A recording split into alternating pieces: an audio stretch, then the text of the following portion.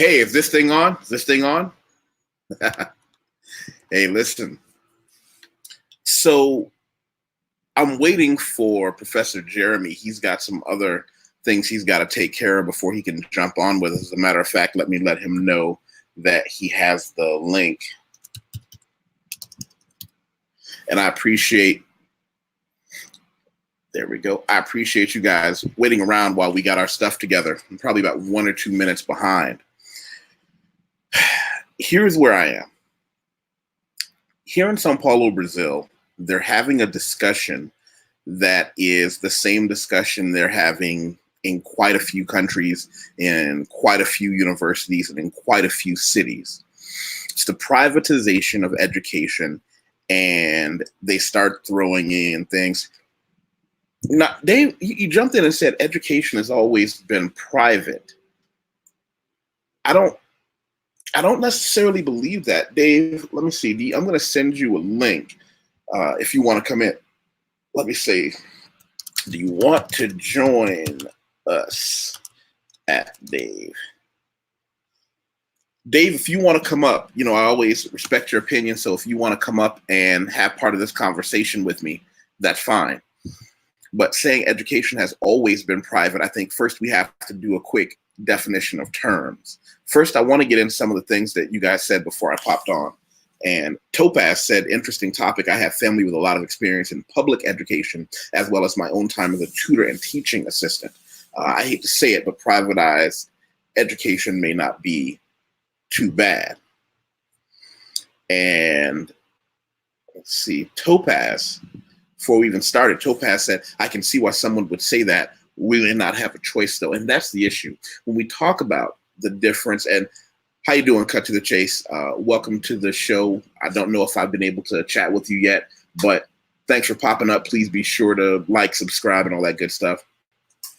And as I said before, Dave, you're welcome to join us if you want to have part of this conversation, because you said in part of the conversation, you said education has always been private. So I'm going to tell you folks my side of it, what I get to see. For me, and if anyone from Sao Paulo, Brazil, or any other place that's dealing with this right now wants to join in and tell me what they think about the situation, here's what I see. I see a situation where we hear words bandied about and thrown around like meritocracy. And if education is private, then everyone had a chance to get in. I'm going to give you an example. If you come to Sao Paulo, Brazil, and go to the top universities will tell you you can't buy your way in. You have to come in through a meritocracy, and it's open season for anyone. Anyone can get a shot at this university, this biggest university.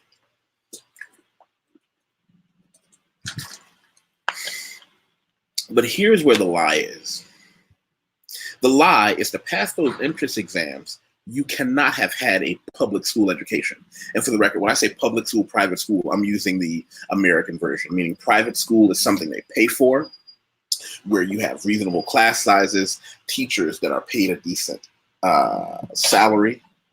But when we say public school, it's usually synonymous with overcrowding, not enough money, teachers that are barely paid anything at all to teach classrooms full of children who can't pass that 9-year-old bar that I was taught. I was taught by teachers that I know that the third grade, approximately 9 years old, there's a cutoff point. I was told, and this was verified by different teachers that I know, that from the age of 0 to 9 years old, you learn how to read. But from 9 years old to the rest of your life, you read in order to learn.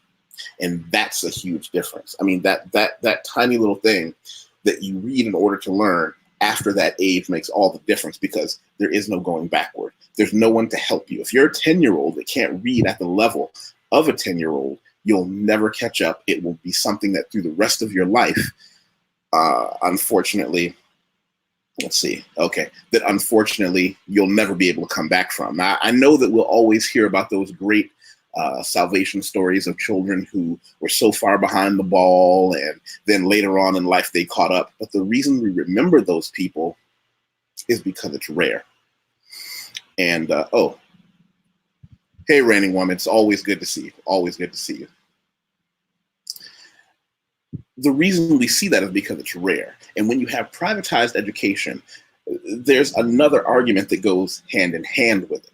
The other argument that goes hand in hand is, if it's all a meritocracy, do we really need any sort of affirmative action? Affirmative action, for the people who don't know, in the United States was legislation, and I'm giving you the watered down version from a non-attorney as an American citizen with a slightly above average knowledge of how my country works. Affirmative action was specifically created to acknowledge the fact that for roughly 500 years, all non-white, non-male people were excluded from university. And if you were Black, you were the legacy victim of chattel slavery, which meant even learning how to read was an executable offense. So a number of seats, not nearly enough, was set aside for Black students to get a guaranteed spot in a university to begin to make a tiny headway, even if that headway was only acknowledging the wrong that had been done towards getting an education. Well, now we have people bringing to our Supreme Court lawsuits that say, well, it's not fair anymore. There are other people who are being discriminated against. Like, for example, Chinese Americans have brought a lawsuit saying they're being held to a higher standard because they overachieve all their exams. And the problem we're having is that everyone wants to compare their problem with that of the Black Americans, and there is no comparison because none of the other people were the effects of chattel slavery. Yet when you have that meritocracy, when they say, no, we want to have private education so that everyone who can pass the exam can get in, well, yeah, that's easy if your family has a legacy of being able to live in a neighborhood with a decent education system. Being able to, and in the United States, for the people who are watching from abroad, in the United States, the way it works is this way. The school in your neighborhood is paid for by the property taxes on your house. So if you have a middle income neighborhood with an average house, average mom and dad, above average salary, well, the school is going to get all the funding they need for all the books and art supplies and all the things you need for a school. Unfortunately, if you're from a poor neighborhood, well, if you're in a poor neighborhood, then your school doesn't get very much money. And if your school doesn't get much money, it has a direct result of now it's a terrible school. It's a school where teachers are forced to go there as penance, or there are some people who do a program called Teach for America, which I've heard some amazing and interesting stories about. Teach for America takes high educated people, puts them in the lowest group of schools in an effort to bring their education to the people who need it the most. So if you have a college, thank you for telling everybody to hit the like button. I always appreciate that Reigning Woman is such a champion for me. Hey, Fran. Thanks for popping in. Hey, man. What's up? Oh, Professor Jeremy. I'm glad you could grace us with your presence. Oh, man, don't make it sound so... I actually was finishing up a video when you called. When you called You were actually working? Yeah. Ah, okay. Mm-hmm. I came home, but I was doing something. For those of you who don't know, dear brother Jeremy, Professor Jeremy, is a university lecturer. Wait a minute. You tell them who you are and what you do. You're fine. No you tell them who you are. No problem. I am a university lecturer here in the Caribbean at the University of the West Indies. For those who don't know, it's in the top 1% of universities in the world. And my role is it is actually a recent global ranking came out, so we managed to cross the. I'm not doubting you. I'm just glad you told us. No problem. So I'm a lecturer there in economics and finance. Socially, or across the Caribbean, I'm at least becoming better known for doing some advocacy with respect to Caribbean economies and Caribbean financial situations, and how Yusef and I met with Sojourn down to Brazil, and through a mutual connection, she thought that we would have actually chopped it up pretty good, and we ended up chopping it up pretty good. We've done 2 or so videos for sure. 3, actually. We've done about 3 or so videos. One I've used on my channel, but definitely he used some on his. And I think this is probably, in terms of using StreamYard, this is probably the 3rd time. Third or fourth? I don't know. It's always open for you. So Yeah, man. right now in Sao Paulo, we're still having a springtime where we can have 3 or 4 days of extraordinarily warm weather, and then the temperature will drop. And Yeah, so I'll tell you how smart I am. The other day, it was 31 degrees, which is 81 degrees to people in the United States. And I said, I'm going to go outside and do an hour of kettlebell because I'm tough and I'm smart. And I drank a lot of water. 45 minutes later, I came home. And then I just remember coming to my conscious 4 hours later. I passed out in my own house because the heat is, some people call it the noonday witch. I want to tell you something. Thinking I was tough enough to swing kettlebells outside in 81 degrees or 31 degree weather for you, even for 45 minutes, just to get in a good blood rush, it cost me severely. I had about 24 hours. My body just wouldn't my body felt like it was still in space. oh geez. Yeah. Whoa. Well, that means you can't work out with me here because our gyms typically are not well air conditioned. So because tonight actually, when the reason I told you I wanted to start at a particular time was I had to get in a sweat as well too, and it was gruesome. It's hot here, very. So I What's feel the your pain, temperature? man. Averages around 31 degrees a day, Oh 31 wow! sometimes 33 degrees a day. And that's the That's how evening. hot it's been. Yep, that's how hot it has been. Nights are like 28, 28, 29. So that's how hot it has been since I left Brazil for me. Wow! Wow! Yeah. Well, check this out. I want you to read what BK from the Rockies said for us. All right. Programs like wherein people get benefits for teaching, like tuition forgiveness. I was offered a similar fellowship for undergrad in high school. Okay. Mm-hmm. Well, here's the issue with Teach for America, and I'll tell you a side story that happened to a sister of a good friend. She went to a Mm-hmm. top choice university, and Teach for America said, well, listen, if you come and teach for us, I don't know, 3 years, let's say, Mm-hmm. we'll forgive some of your debt forgiveness of some of your Right. school loans. She said, well, that's a Right. great idea. But what people don't know is that when you do Teach for America, they send you, of course, to a desperate school, a school that really needs some help.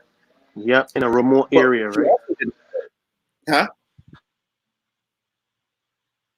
What she also said that people don't know is as soon as you get there, all the other teachers and professors. Wait, say again? You buzz. No, I was saying that they normally would send you to places like Mississippi, right? Well, Mississippi, well, interesting that people who aren't even American know that the American South is the least educated area. Any place that dealt in slavery is the least educated place in America. Mississippi, Yep. Louisiana, they have school systems that are worse than sub-Saharan Africa.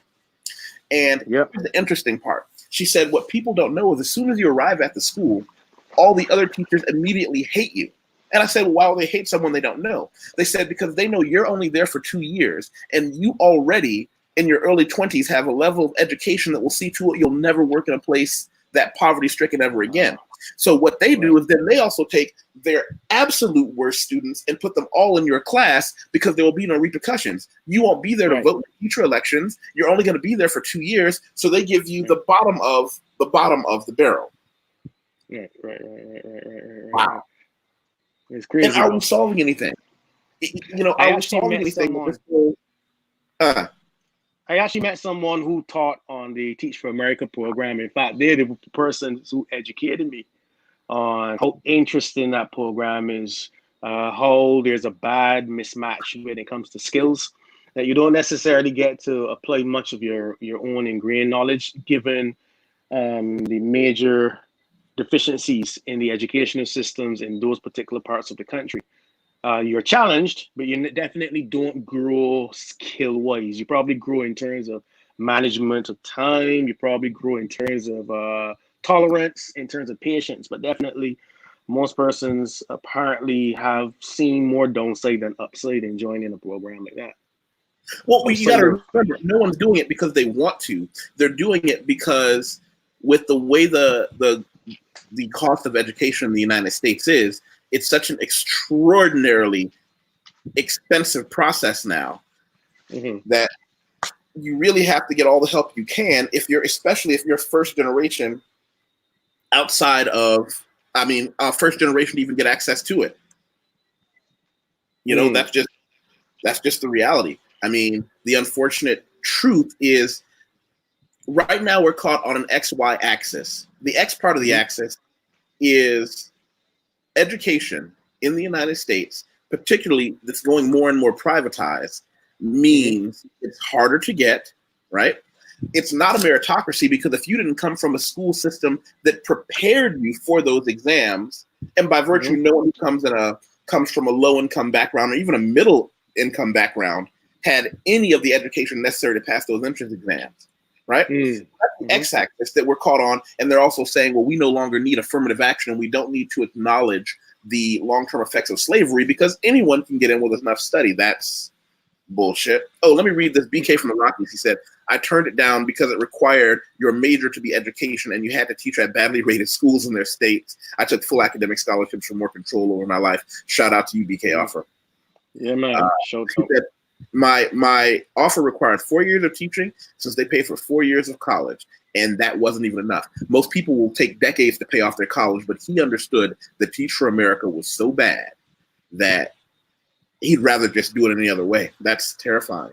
But now that's the X part of the axis. I'll give you the Y part of the axis is in the United States, from what I've seen, and give me pushback if you disagree, the greater and wider world in general, if you do not have a college or university education, you may as well not exist. Yeah, well, that's definitely true in the Caribbean for sure. Definitely true. Yeah. But then again, it's also a race thing. Because well, there's some people who don't need degrees depending on their race, according to what happens here in the English-speaking Caribbean. But definitely, if you're Black and you didn't grow up among very white communities, then if you don't have some form of vocational education, if you don't have some form of a university degree, particularly at a master's level, because it seems like if everybody in the Caribbean now, or at least in Barbados, is walking around with a bachelor's in something, it just seems like that nowadays. So if you're not, equipped with a postgraduate degree, or if you're not of the right hue, I should say, then definitely, yeah, you can be lost within the system. And that's terrifying because you're in a situation where you're being forced to purchase something you can't afford. Agree. But professional degrees, you see, so I've been telling people, even to my own personal dismay or professional dismay, that you know what, a university degree doesn't necessarily guarantee you success in small open economies either. So what you may need to do is to look at what is in demand in terms of skills and the best way to qualify yourself for those skills. So there are certain persons, I've been telling them, do accounting designations. Don't even worry about coming to university. You have a talent for numbers. Your goal is to be an accountant. An accounting designation allows you that way through the door.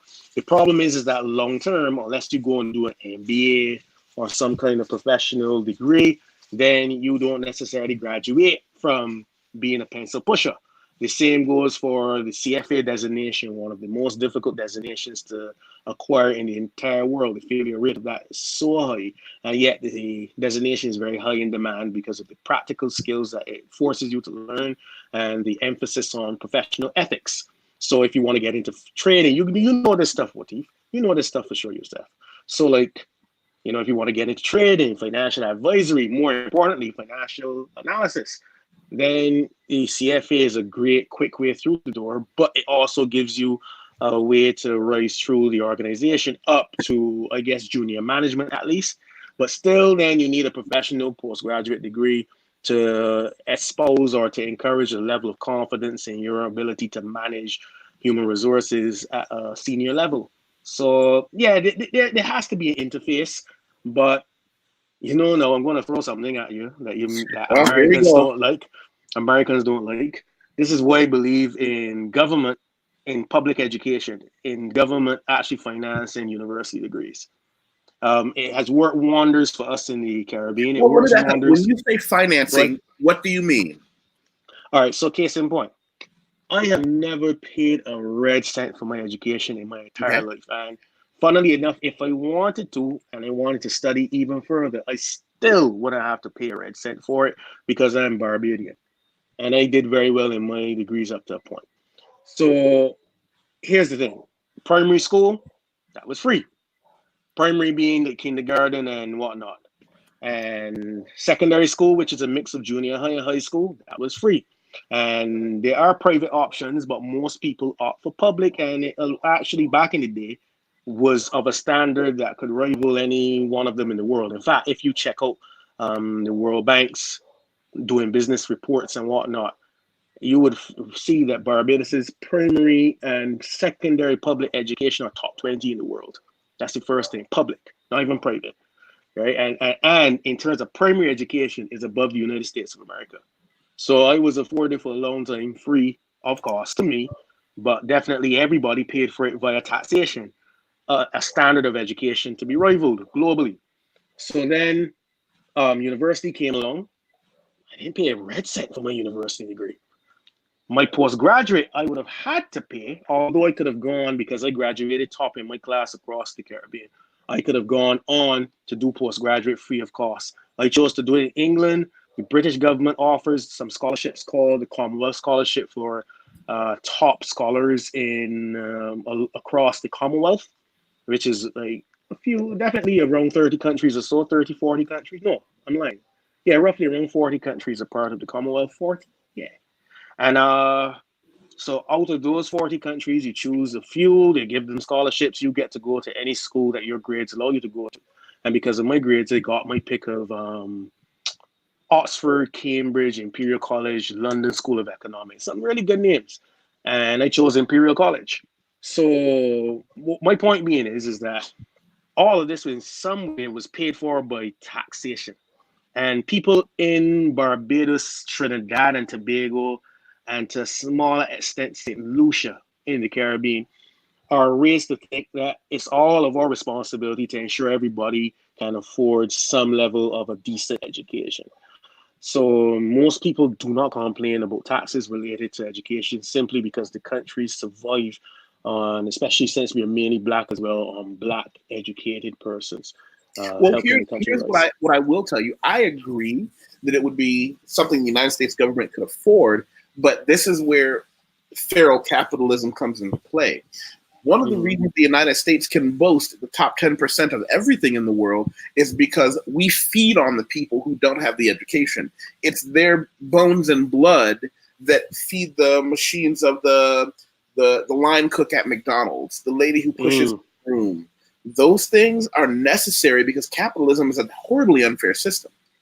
You know, you and I have education, so we managed to never get caught into the machine. But well, look at what Topaz said. That would be helpful if it would stimulate the economy. People would be capable. The U.S. government doesn't really care, hence the hesitation. Yeah. Right. Yeah. No, fair. That's fair. That's actually fairly fair to say. But you know, even here in Barbados, we still have division of labor. Because at the end of the day, even if education is free, it doesn't mean everybody is academic. Right. So we have, like, again, free vocational studies. So mechanics can be trained at a paltry cost. Sometimes it's like 900 Barbados dollars a year, which is like 450 US a year to get some vocational level degree in auto mechanics. And then and some of these guys are damn good. So that's like the Samuel Chapman Prescott Polytechnic. With respect to general STEM education, know that I've seen what you've got up there. You know, most of that stuff is free. But then vocational studies, plumbing, hairdressing, there are people who are naturally attracted to it because of how our communities are designed. So, for example, like the community I grew up in isn't necessarily a wealthy community. I'm not Oreo by any chance. I'm not a Caribbean Oreo by any chance. Trust me, I am as rough as it can get. Right? But and there's some people that will laugh at that. But in terms of my upbringing, is as rough as it can get. No, in terms of Barbados. So the problem is this. My natural inclination was always to go down the line of where I've gone. But my friends, most of my friends, or most of the people I grew up with, are handymen. They work in construction. Some of them are just normal school teachers. Now, to be Some of them clear, are in the United hairdressers. States, construction is one of those areas where a man can go in and within 1 or 2 years be making $80,000 a year. But we still Not have here. so many vacancies. In the United States, they Yeah. have vacancies because so many families tell you have to go to university or you're nothing, thus resulting in a hole where skilled labor, I did a conversation with my buddy Pat. I don't know if you got to see that one, but you're in a situation now where people are abandoning ship because they don't want to dirty themselves, so to speak, with blue collar work, which is terrifying. It's terrifying to think that. And the reason I brought up that STEM education thing is because, what you talk about, science, technology, engineering, and math, or maths as they pluralize in the Commonwealth of countries. Yep. I was able to parlay one of my 2 degrees, my second degree in management, and I went into financial management, and I did mutual funds, insurances, but I learned how things work. I learned how money works. And when you learn how money works, it's really it's ugly when you really learn how the machine works and that it's not that complex. For the record, anybody who wants to go back and see a really good conversation, I did one called Blue Collar Wisdom, with master electrician and dear friend Pat, and we had a great chat about that. I want to go into the comments though, because we got a really good explanation. Let's see, let me go back up to where she was. From Fran here about public funded universities. The best ones in Brazil and the ones that do almost all scientific research are public. Private unis are mostly just diploma factories. And that's something a lot of people don't catch. It's those public funded universities that do all that research that countries, that entire nations build upon. All those scientific discoveries, that's not some guy in his basement. Those are public funded universities that have lots of man hours that can be contributed to from professors and students making those discoveries. Okay. So when those close or when those are forced out, we're in a situation where the only ones left are the big name universities that are diploma factories, where I know for certain, because I'm paying a certain amount of money, they know they're probably going to pass. And I have friends who are professors in some of these universities, and they say, you come in and in your first year, you make the same mistake as all junior professors. You grade things appropriately, and then you find out, well, wait a minute, these kids are paying, 15 times the national average for their diploma. Of course they're going to get it. The failure rate is like 0.4%. In what university, in what world is the failure rate that abysmally low? Are they all geniuses? No, I don't know. No. Of course not. And that's the terror of what happens when you start privatizing universities. That's when. I don't know, man. You see, again, it depends on the economic engine of the country, because like here, tertiary education between 2011, I think it was, or 12, and last year became very much privatized. You had to pay tuition. And this was because government had basically overstretched itself, extended itself in terms of its financial management. And that's another thing for another day. Something I fought against for a long time.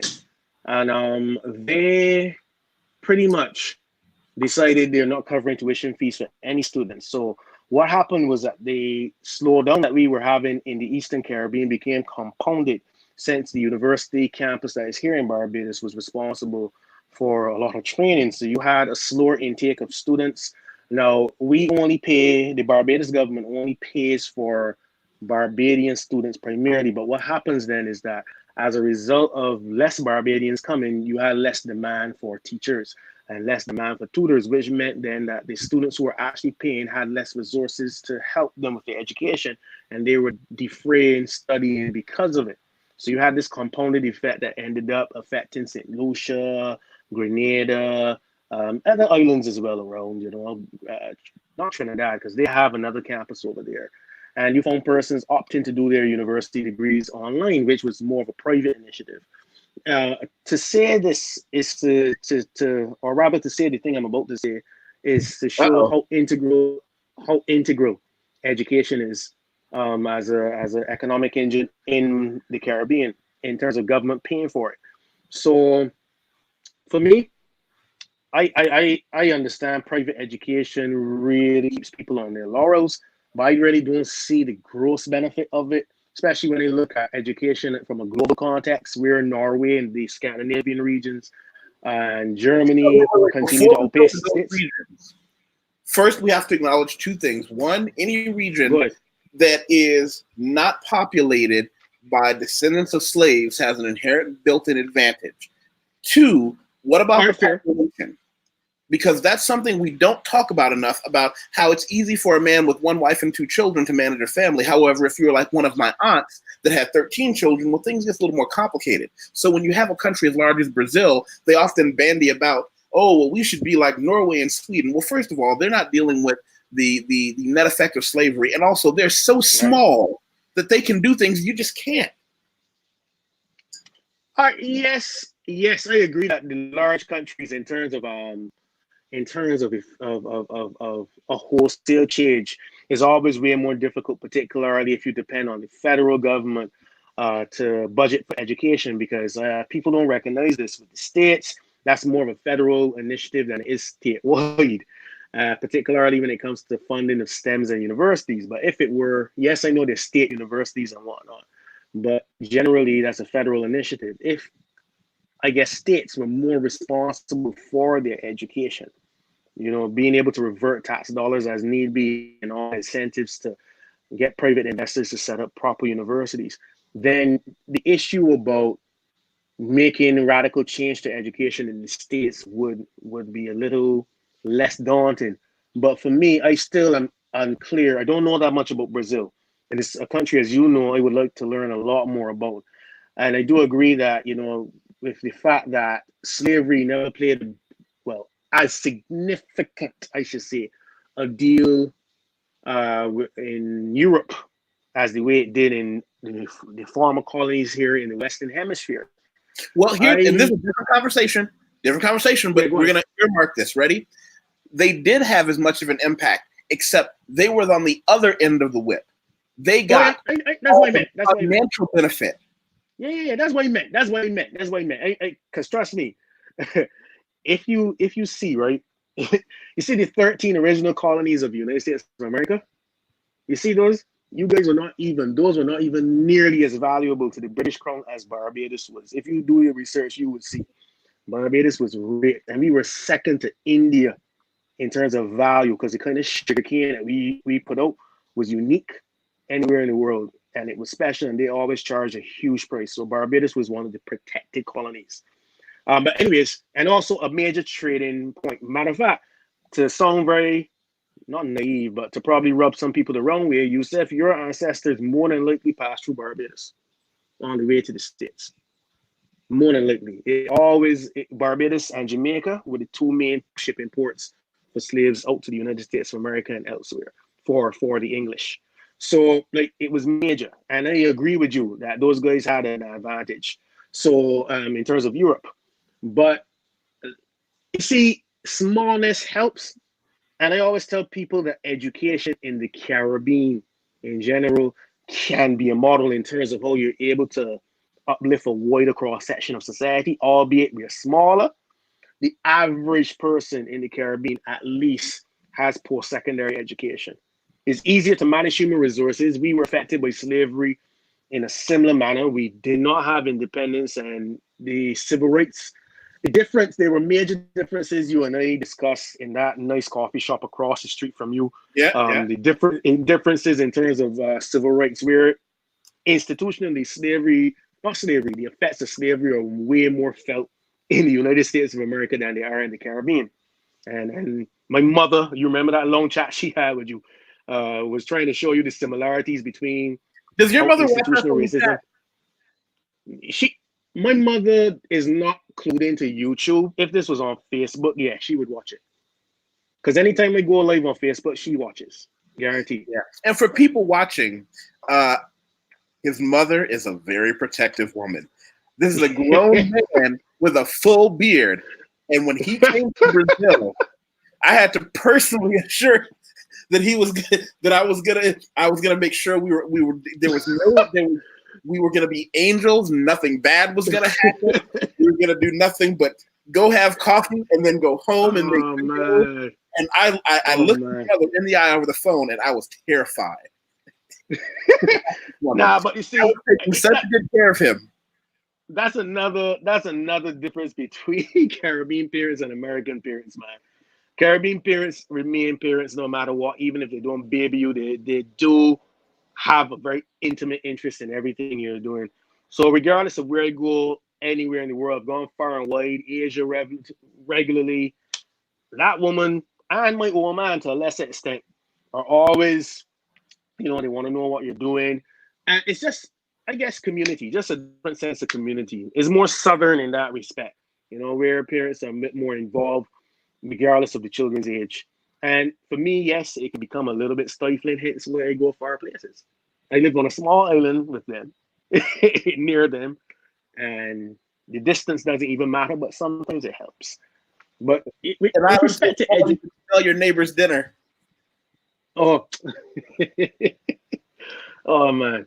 Oh, I got some pictures to send you, by the way. I sent them to Lillian of our countryside just to show you how nice and pretty it could be. Ask her to send them to you if you can. Right. But on the matter of education, right? Go ahead. Yeah, sorry. No, I was listening to you. Go ahead. Well, what I wanted to get to was there was another branch of this we talked about earlier this week, and the other branch of this was the critical thinking skills, because you and I have had the good fortune to work ourselves into a position where we could travel the world, see things, and we get to see the difference between education and how far that can take you, but how it's often a stepping stone to critical thinking skills. My problem is, how do we even define critical thinking skills to discuss it? Because I understand what you mean and you understand what I mean, but how do we even talk about critical thinking skills? You see, critical thinking skills, it's almost like it has to be a balancing act or trade-off between rote education and critical thinking skills. Sadly, because of how children are taught at the primary level, where everything is by routine, somehow when they reach a slight bit of mental maturity, so like age 13 and whatnot, there's never a departure from recital as a way to learn, as opposed to sitting down and asking yourself, given all the base information I've had in my past, what is the best decision I can make given new information? Even how we teach our science students, when we do experimentation here in the Caribbean with respect to secondary education, high school education and whatnot, everything is by experiments, but not trying to find new ways of doing things. So I can remember, for instance, and I'm hopeful that this has changed since I left secondary school in 2002. I'm very hopeful this has changed. But I can remember the most experiments I did in physics involved a pendulum, a swinging pendulum. Yeah, pendulum. So like you would have to do a makeshift pendulum. And it was always about testing acceleration, testing speed, and being able to calculate gravity based on, well, not gravity, resistance. Most of my 4 years of doing physics was involving something to do with the pendulum. But yet we never graduated towards, what can we do with this pendulum based on what we have known before? Not confirming some experiment has been done, that has been done. And so sadly, even though at the university level, it's all about, this is what somebody has researched. So case in point, I wrote something about 4 years back with Professor Winston Moore, a paper that got very popular in the cryptocurrency community, which is about why should central banks consider using cryptocurrencies as part of their reserve capital.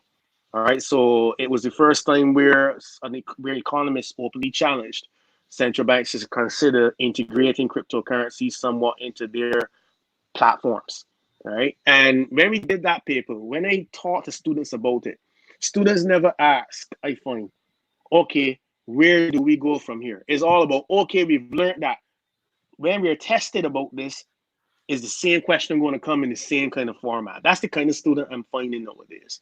So, And a lot of that just comes from, for the first 18 years of their life, they're never challenged to think beyond what they learn, or they're encouraged to repress it so they can pass an exam.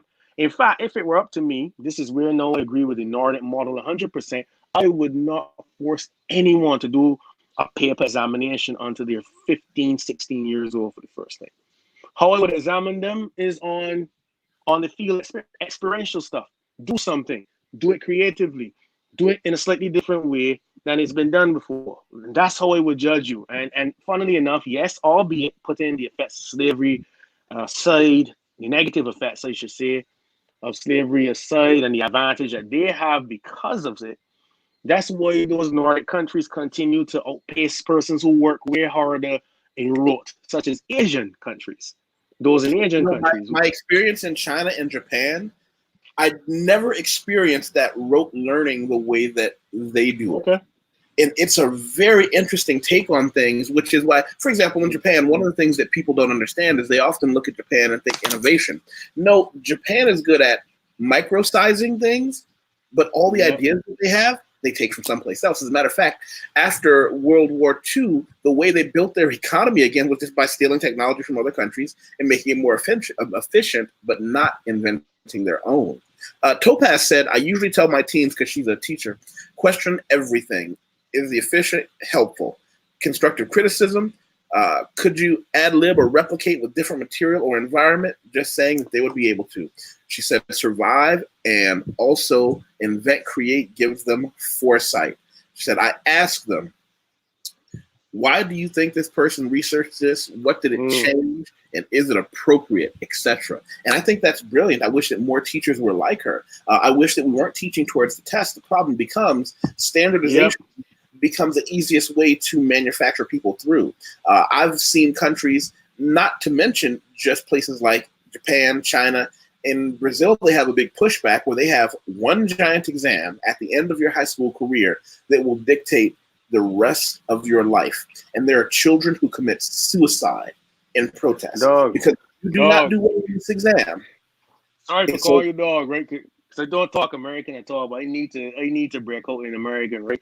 You know, right, at 11 years old in the Caribbean, your future is basically determined for you. What do you mean? I knew that I had a greater likelihood of ending up where I am right now from the age of 11 because of this. And I hate this exam, by the way. I want this exam to be repealed. There's an exam we do across the Caribbean, the English-speaking Caribbean, called the Common Entrance.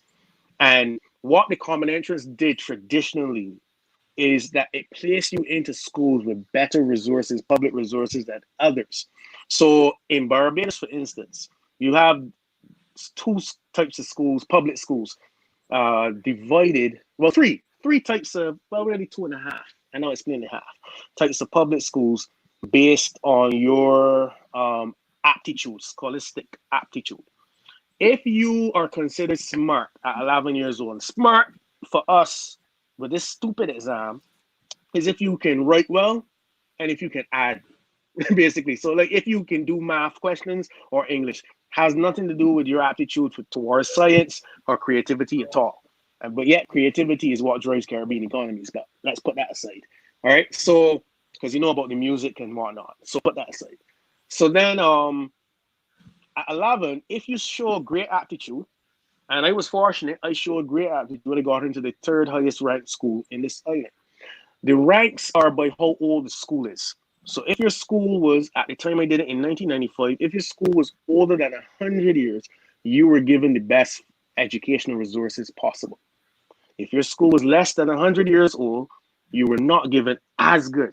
Now, in my 30s, I've noticed there's been a flattening of that, where some of the better teachers go to some of the newer schools, and some of the not so great ones go to the older secondary schools, as we call them, like what I went to as Combermere. Rihanna, for people who are watching, went to Combermere as well. So she was one who was afforded great access to future opportunities. I don't think it directly correlates with her success in music, but if she did not succeed in music, there was a greater likelihood she would survive in our environment than anybody else that went to a newer secondary school would have. All right? Given how the resources that are given to you back then. So you see that thing about determining where people will go for the rest of their life. That was very much a part of my reality, man. From 11 years old, from the time I did that exam, I was, and I did well, afforded better access to resources than persons that probably went to my dad's old school, which was Princess Margaret Secondary, the educational resources. So, and you found it happening this way, where people coming from my school or like other people that I know that definitely, if they heard me know, they would laugh at me. A school called Harrison College, preppy school. You would find more than likely persons coming out of there who would be business leaders, accountants, business managers, bankers, that kind of thing. And then the Well, school that my dad. let me do two quick things. One, thanks for Topaz. Thank you to Topaz for being such a. Oh yeah, she's active. I'll have to send her a key one day so she can come up and chat with us. But she said, I want to see them themselves as the person we are studying in the future. If the country goes under, what would you rebuild? It helps me retire. Well, we'll see. Agree. Now, what you said about that, I'll tell you where my success came from. People often think that my success came from school. It didn't.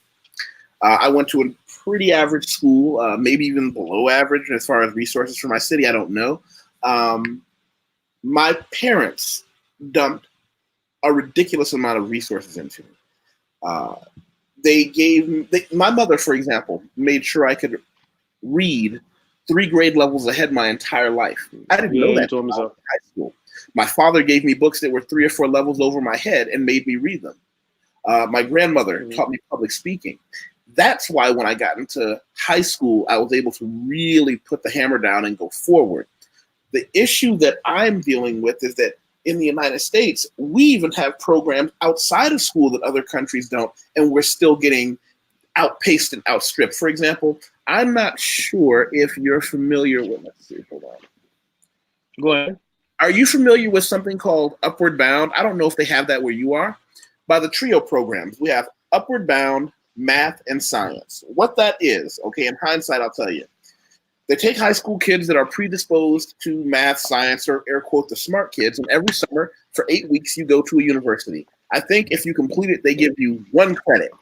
But basically, we just learned how to be on a college campus. Yeah, we had classes that weren't really classes. I think there was 2 hours a day of study, and then you would go to museums, and then you would do all kinds of things. But as an adult, and I still keep in contact with some of these people, this had an amazing effect on our lives. An amazing effect. You mean in terms of access? Well, access, but the concept of higher education being a normal thing to think about. There is another program that other friends of mine, and here's the other crazy part about it, you learn the Inroads program with one. I have another dear friend that went through that one, and there it is. United Technologies, Inroads.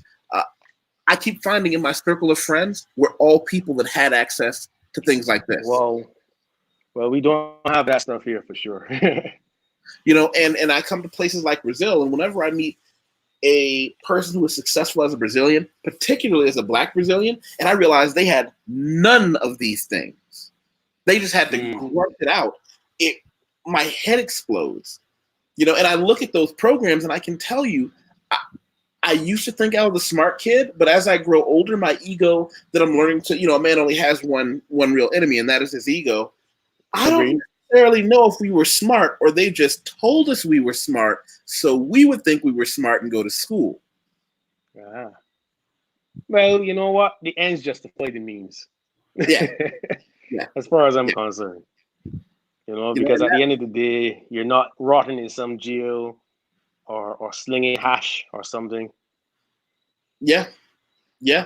Standardized testing identifies standard, not exceptional. It doesn't measure what it says it does. It can be fake. And this is the result you see. We have those here. Yeah. Standardized tests can be. You just need to have a good memory. Yes. Germany has a similar process very early on.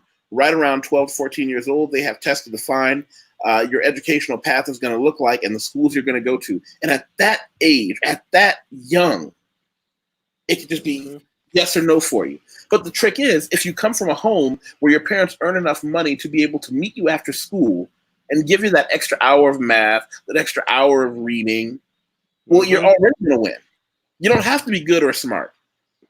Mm-hmm. And that's the way a lot of parents now in the Caribbean are trying to push children ahead. So there's this lessons culture that we call it, where teachers, in my view, deliberately cut short the curriculum so they don't teach the full curriculum in the school anymore. And they encourage parents to pay them extra to do after school Really? lessons. Yes, I kid you not. That is actually an industry in the Eastern Caribbean right now. I actually don't like it. And when I have children, say my children are here, I don't give two, as we say in this country, walk ups. I will be doing it myself. I think that racket needs to stop. Give me the full curriculum or else. And that's where I would actually So pay you mean the private education. the professors can earn extra income teaching the same But thing? That sounds like a sincere conflict of interest. There's no a huge more. conflict of interest. It is a huge conflict of interest, and seemingly the what we would call the teachers board is really a teachers union. The union here has never clamped down on it. To me, it's a racket. People have been undercutting, cutting short curriculum in the classroom and encouraging children to come to after school lessons, particularly at ages 9 to 11. That's where it begins to happen. Just as when that exam, that big exam that determines, in a sense, the rest of your life, just before that begins to happen. And I don't like it. Wow. I hate the That idea seems of it. like someone should definitely go before a judge for that, because how do you make someone pay you to get more of something that you've already been paid to give them? Well, paid through taxation. This is public secondary schools we're talking about. Sorry, public primary schools we're talking about. So you're paid through taxation. But you see, the problem with small islands is that everybody knows everybody. Nobody's going to take it to court if everybody realizes that a teacher, and there are lots of teachers on the island, somehow benefits financially and their family benefits financially from cutting short a syllabus in their substantial job.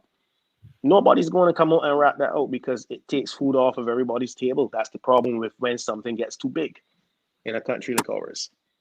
So even if I come out and speak about it, I sit on the sacrificial sword. I put my back on it. Nobody will take it seriously. There's no political party, like it's being supported by all sides. It's ignored. Look, you know when that would begin to show itself? I see it as a university professor. I see a big difference between how people thought 5 years ago when I started full-time lecturing and now. Now people expect to be spoon-fed at the university level, which is strange to me. But yeah, and they focus on rote. So if they can't repeat it, they can't think it. 5 years ago when I started, students were a bit more discerning. They asked more questions, they tried to think through things more. All of us at the university level have noticed it.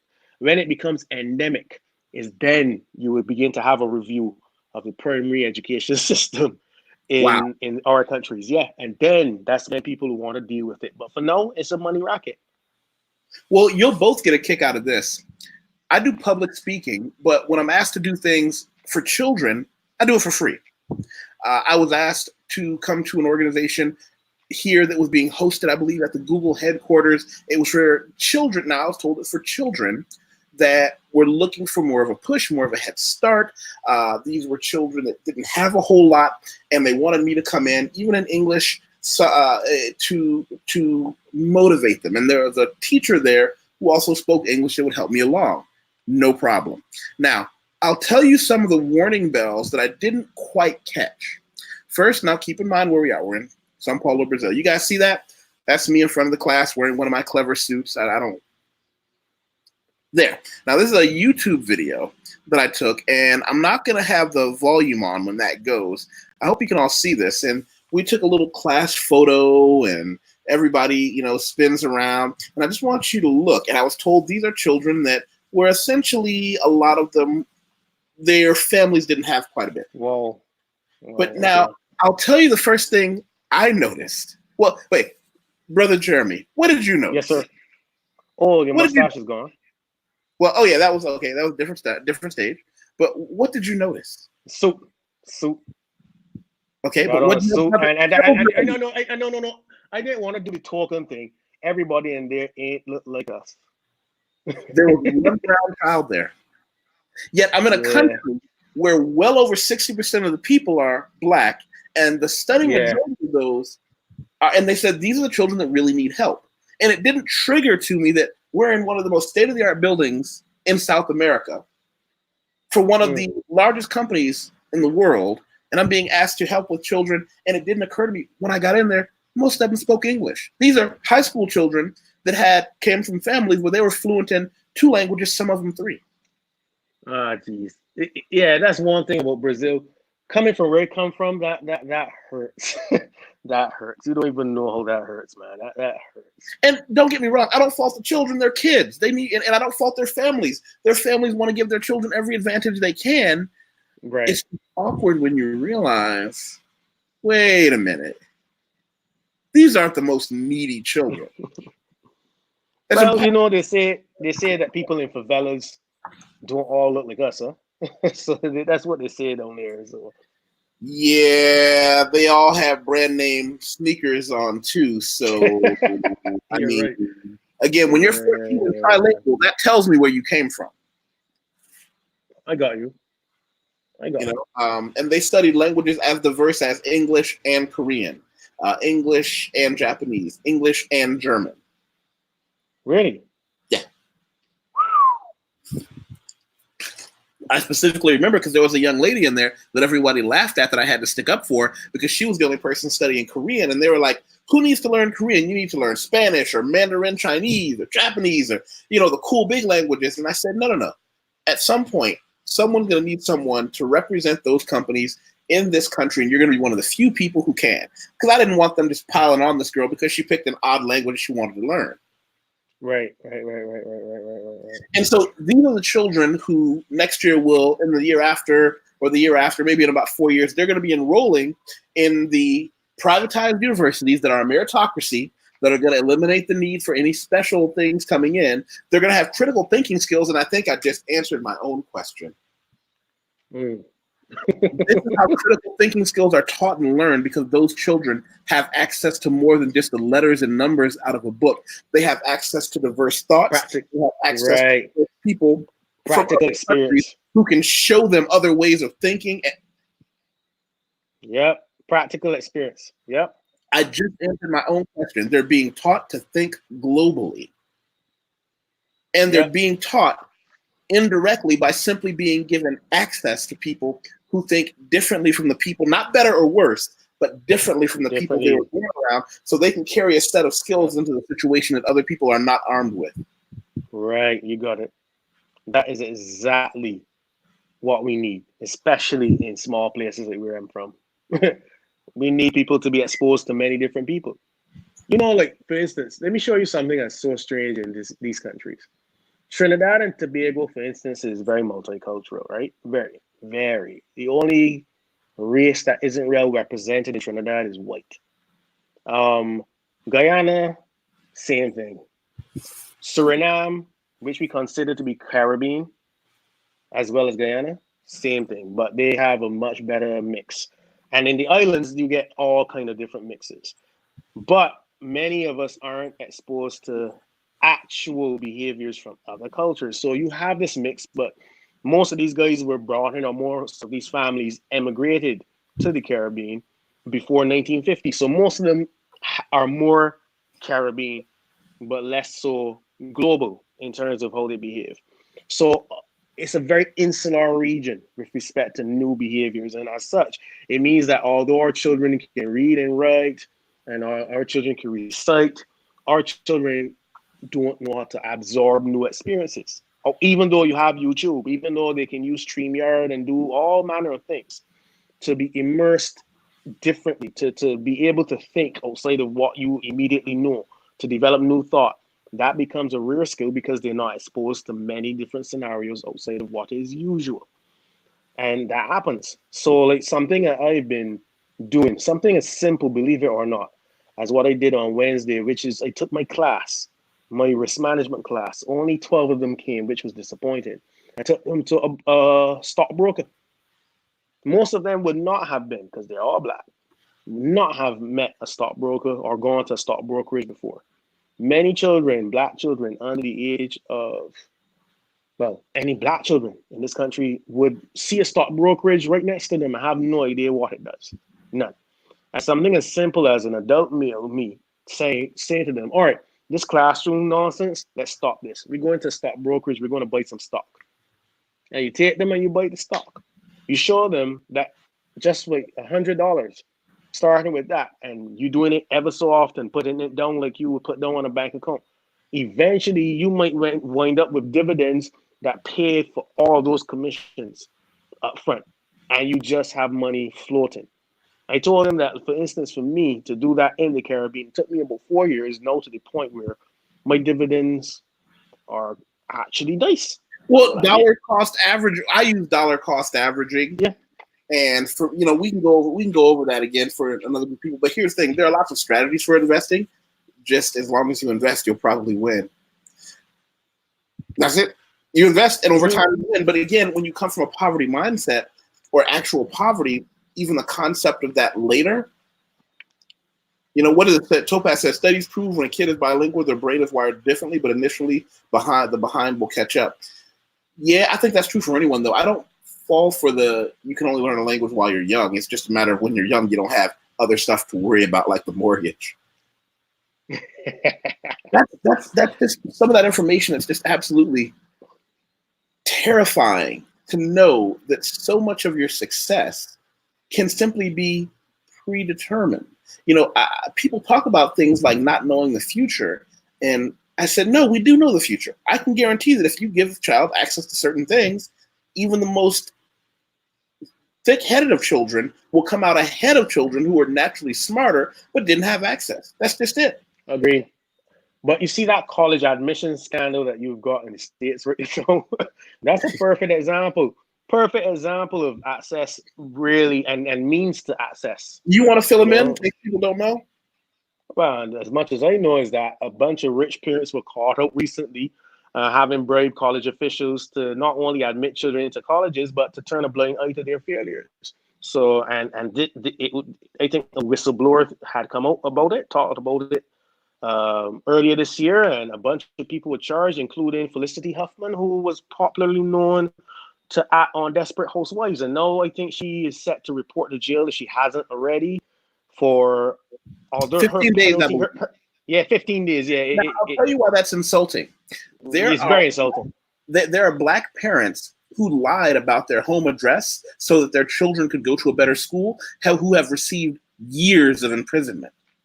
I agree. Oh, let's not talk about racial injustice, because you know about the St. Lucian guy that was shot and the police officer got less than 10 years in Texas, right? Yeah. Trust me, the Caribbean is heat. You think you guys are heated? The Caribbean is heated on that, because that stuff doesn't happen here. Although white people just don't go to jail here. Don't insult us with the 10 years. Just let them walk. Just let them walk. If you get where I'm coming from. My whole thing is 10 years is more of a slap in the face in that situation than letting her walk. We expect her to walk. We don't like it, but we expect her to walk. But anyways, putting that aside. That's that whole thing with that college admission scandal. I'll tell you one of the other interesting things they would do. They would say, right, my name is YusefWateef and I'm rich and I've got this kid who's an average kid, but I want him to go to an above average university. We go through our fixer and we'll say to one of the coaches, right, you're the coach for the swimming team. You've got 15 positions. We're going to purchase 5 positions and put our children there. Our 12 children have never swum anything deeper than their own bathtubs, right? Yeah. But you're going to put on there that my child is on the swim team. He's never going to show up for practice. However, the other children on the swim team are just going to think, well, there are only 10 children on the team, not knowing that you sold 5 positions as ghost positions, which not only is illegal and unethical on one side, there are 5 children who work their asses off. Mm-hmm. Who now get nothing because those positions were sold. It's like those young women who are now being denied scholarships because transgender athletes are coming in who were once male. Yeah. Ever loving shit out of them. That's a whole different conversation we'll have. But that's an interesting one too. Yeah, and it's awkward because I know a couple of transgender people who are like, "This is the shit that means this is why people don't like us." They're like, I was like, well, wait, if you're that level-headed, they're like, no. They don't understand the struggles. Because these are older people that are like, they don't understand the struggle. They've got it so good that they can pull some shit. Like, well, that's a different conversation. But Topaz said 10 years, and So 10 years said she did it, and that's the value. Insulting. Walling says she didn't do it, but it's been like that for a while. Is that progress? I don't know. It's not progress. Trust me. She could get off on good behavior. It's not progress. And It's that's not part progress. of the critical thinking skills that will allow largely white students also to know if they do the calculus, committing a crime against someone who is not white results in probably getting away from it. Yep. You're right. You know, there have been people, and this is a different conversation, who've postulated that there are probably more serial killers active in the United States than we think, but they understand so long as they go after Native Americans, immigrants, or blacks, their crimes won't be connected as serial because the crimes will be under. You know what? That's actually quite logical. I never thought about that. Well, Yeah. You see, but you know, serial killing is an American thing. You know, there have been serial killers in every country that I can think of. There have been some. I know. But it's an institution. Yeah. It's so interesting how one country can do that. And I probably think Australia and to a much lesser extent England, in terms of English-speaking countries, would have those, but they're basically non-existent in others. It's actually interesting, you know. There's something about the American machine that produces its own unique form of insanities. But I think a lot of it is the education system and the values, American values in general, which people are educated with. Or the answer to a pass, no, she should have been locked away forever, as far as I'm concerned, because I don't buy that story about her mistakenly getting into his apartment. The keys, just the fact alone, you know, if they were using keys, she would have had to break a key to get in, you know. That's the first thing.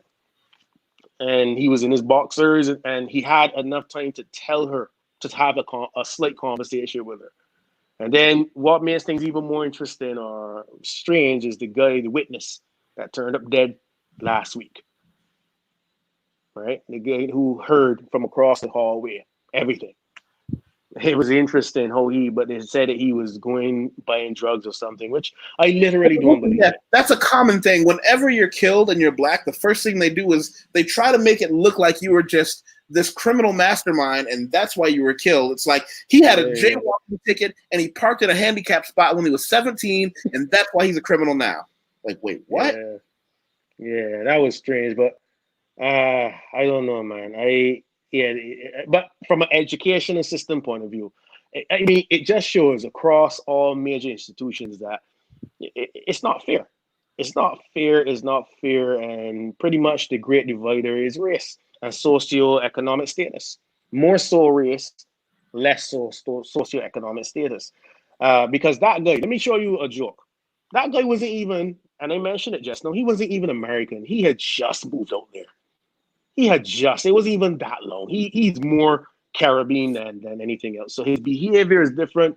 The way he would move, the way he would talk, the way he would think is entirely different to how someone raised in America would be. And yet his case is treated the same exact way. His profile did not match anything to do with the typical person who's shot by a cop in the States. Right? Typical, not that every poor person or every person from the hood is shot by a cop and that's it. All blacks are in some form or fashion, but there's always something connecting because you hardly hear about immigrant being shot. Hardly. But yet, in this particular case, immigrant being shot. Whoa. I have heard of several immigrants being shot. But compared to locals. No, I'm just saying I'm not saying immigrants have never I'm not saying that immigrants have not been. I've heard cases of immigrants being shot. And I've heard of immigrants that are not black being shot by cops unjustly. Indians in particular, right? Indians in particular. But my thing is, it doesn't fit a profile, especially given the recent spate of cop killings that people have become aware of. Well, cop assisted killings, I should say, that people have become aware of. So for me, this case was a landmark case. It meant none of us are safe. Me, going to the US now and knowing where I like to drive and how I like to drive around, since that judgment, I have been a bit more careful where I go. I kid you not. That time I was in Florida There is recently. no safe place. Don't let yourself think that you're going to go someplace and be safe. Nah, man. But before I thought that I was, listen, a bit of a side story because I don't really want to drag on. I'll belabor this point. I've been pulled over 3 times by police before in the US.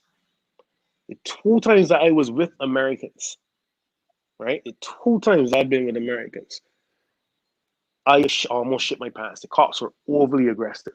No, it's not to say that all cops are aggressive or not aggressive, but those 2 unique times, it was pretty nasty. One time in Brooklyn, we took a wrong turn, and the cop pulled up, but my driver was a doctor and pulled some fast thing on the cop saying that she had some emergency or whatever. The other time I was with my cousin and 2 other guys, all black. We were circling a block in downtown Manhattan, the Lower East Side. Well, not Lower East Side, not near to Wall Street, but around Soho. We were in Soho, and we were circling the block looking for somewhere to park. It was about 10 p.m. And some cops pulled us over and had lights shining in our faces. And I had my hands on my legs. I was scared shitless. And the guy looked at me and thought that I was looking a bit too aggressive and kept on shouting at me, put my hands in the air and all that nonsense. I had never witnessed this in my own country. But hey, I did what he said, and that was it. And the final time I was pulled over by the cops was when we were driving up north, and the person that was driving was swerving a lot because they were they're from the island here like me, and that was their first time driving up there. And a state trooper pulled us over, and first thing he did was pull up my passport and hers, and we were like, "Yeah, we're not from here." The guy let us off. Not a bloody problem. Not even a warning. Welcome to the United States of America. Well, you got to remember, and this is where we'll leave it. It's no different from being a Black American here. One of the first things I realized is that if I go to, let's say one of my clients calls me and says, I can't meet you today. Can you bring the paperwork to my, speaking of paperwork, I don't know if you guys know this for people watching from other places is I'm an editor, copy editor, proofreader. One of the chief things that I've been doing lately is writing a lot of resumes, but I also want everyone to connect with me on LinkedIn as well. This is where you see a few of my educational and professional accolades down here. And I've just got a new spate of, fortunately, I got a new spate of client references through here. So nice. I appreciate everybody who's done that there. But what I wanted to say to you is, let's say I have a client that says, listen, I can't meet you today. Can you come down to the office? Sure. I'll go, and the instant I walk in, and a security guard who looks like he could be my cousin or yours immediately looks at me with venomous eyes. Who are you, and how could you possibly have ended up here because you're Black? Now, he's Black too, but he's a security guard. And unfortunately, due to the way the society is set up, that might be the highest he'll ever go in life. And his chief job is not even necessarily to be security, it's just to make sure we don't want anyone who doesn't look like they belong, which means people who look like you. Right. They are extraordinarily nervous, and I go through and I give them paperwork, and I try not to speak for as long as possible, because what I've noticed is as soon as I say I'm here to see Professor Jeremy, they go, oh, and they're happy. Because if I was a Black person from Brazil who had simply earned his way into being in that professional atmosphere, it would be terrifying to them, because that would mean at some point I had been able to avoid the traps and have certain advantages in life through my family or professional surrounding that allowed me to get to where they are. It's kind of like being Black and successful in America. It's a terrifying prospect if you're a Black American. For some people in America, it's a terrifying prospect to see a Black American that's well-read and well-spoken. They're happy with you if you have a gun in your hand and you're, dancing to music that degrades their own people. That's great. But if they look at you and they're like, wait a minute, we've set too many traps for you to simply be here. But when I speak out loud, it's, oh, you're an American. You don't threaten the system or the status quo, because they don't see me as Black first. First, I'm an American. Right. The same way you get in my country. When they say, oh, he's Black, but he's from another country, so it's okay. Yeah, and that's my St. Lucian brethren that died. That changed my mind about all of that stuff. I really did. That's a one isolated incident, but still, it's prevalent. Listen, everybody, We gotta go. It's just I had that idea Yeah. that popped in my mind, and Jeremy is one of the people that I know I can bounce good ideas off of, and I hope that we're doing this in person again soon, dear brother. Yeah. Everybody who's watching, make sure you click the like button and the share button. Share it on Facebook or Twitter or wherever fine social media outlets are. You got any parting shots for us? Anything you want to tell us, or I don't know, a YouTube channel you want to promote because you have more than one video? Oh, geez, man, I'll promote it a bit more, but you guys can find me on YouTube, Jeremy Steven, or if you want to know a lot more about me, just do or Google Jeremy Steven Barbados, because there's a Jeremy Steven in the UFC, and although I do my little bit of boxing, I'm not nearly as good nor as white as he is. So you need to put Jeremy Steven Barbados, and you can find like a long list of articles. I've written Okay. articles written about me, videos. Like I'm talking about tons of pages of stuff. If you want to catch up or follow up what I'm doing, Yeah. you can start there. Oh, there's the pictures as well. Yeah, but the I articles actually are have more smart friends, folks. important. Hey, look, we're rated. Bitcoin's economic savagery. We're there. Oh yeah, it's up there. Yeah, there you go. Well Yeah. promoted, man. All right. I hope you have a good night, and thanks for everybody who came in and was part of everything. Talk to you guys later. Yeah, man. All Be right. good. Thank you for having me. No problem.